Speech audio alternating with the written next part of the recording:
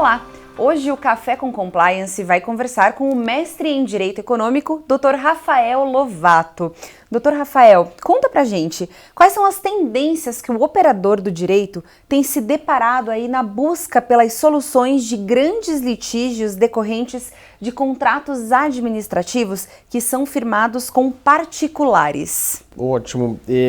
A principal tendência que nós temos identificado na execução desses contratos é a busca de soluções consensuais.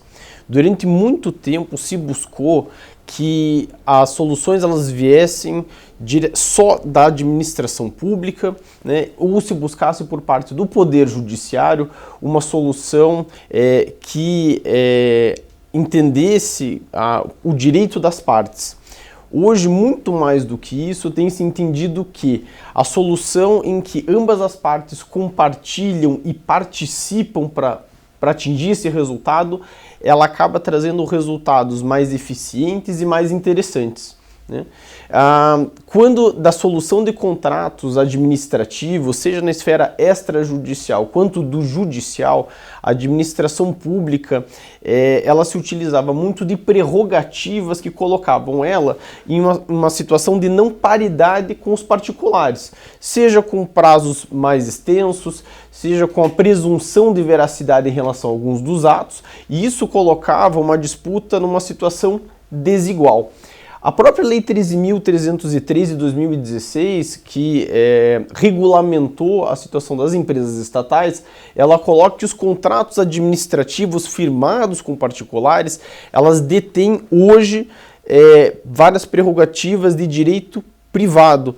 Ela atende um regime de direito privado, diferente do que a 8666 fazia. A partir daí, nós temos identificado, não só apenas em soluções consensuais, como a mediação, mas mesmo a arbitragem, que é a identificação pelas partes de um tribunal privado para a identificação desse litígio, as fases anteriores, elas são desenvolvidas de maneira consensual. As partes conversam muito mais na identificação das regras desse litígio, de como resolvê-lo e principalmente quais são esses pontos. Então, a principal tendência é esse consensualismo.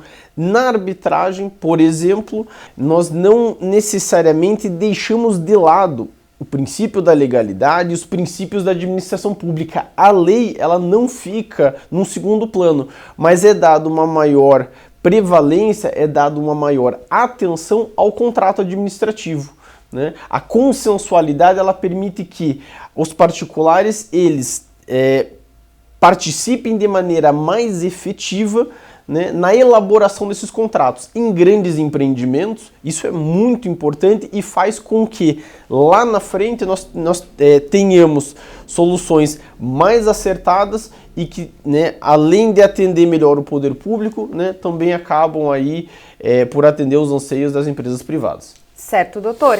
E em que medida isso tudo pode ser benéfico na solução de litígios em projetos de grande complexidade, como é o caso, por exemplo, de concessão ou parcerias público-privadas?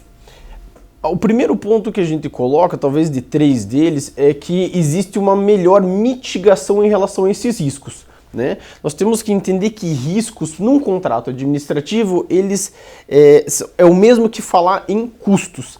Quando a gente trata o contrato administrativo de forma clássica, nós identificamos que a lei, muitas vezes ela traz uma solução que em determinado conflito, em determinado litígio, para determinado risco, caberá a um ou ao outro, ao contratante ou ao contratado atendê-lo. O que a consensualidade faz é identificar, no caso concreto, de cada um desses grandes contratos, quem é o melhor agente a atender esse risco. Ainda que a lei, por exemplo, preveja que a administração pública deveria atender esse risco, no caso concreto é possível que o próprio particular possa fazê-lo de maneira mais interessante, de maneira mais eficiente. Então, a mitigação dos riscos, né, e principalmente o respeito ao contrato elaborado de maneira consensual, negociado, conversado entre as partes, ele acaba por gerar um contrato melhor, né, em relação àquele que pode melhor gerir esse risco. A segunda situação, ela permite uma maior eficiência e redução de custos, né? Porque se eu consigo alocar aquele risco, não ao que a lei diz, mas o que as partes, né, conversaram e entenderam que melhor pode atender o caso concreto, certamente os riscos, né, e os custos inerentes a isso serão menores. Então nós concluímos que uma melhor mitigação de risco e menor custo, ele vai gerar uma prestação de serviço, né, num contrato administrativo ou entrega de um produto mais eficiente. Esse tipo de solução ele é muito desejável em contratos de grande complexidade, né, e de grande prazo de duração, como é o caso das concessões das parcerias público-privadas. Tá certo, doutor. Muito obrigada pelas suas explicações. Muito obrigado. E a você fica o nosso convite. Continue acompanhando as novidades que o Café com Compliance traz aqui com exclusividade.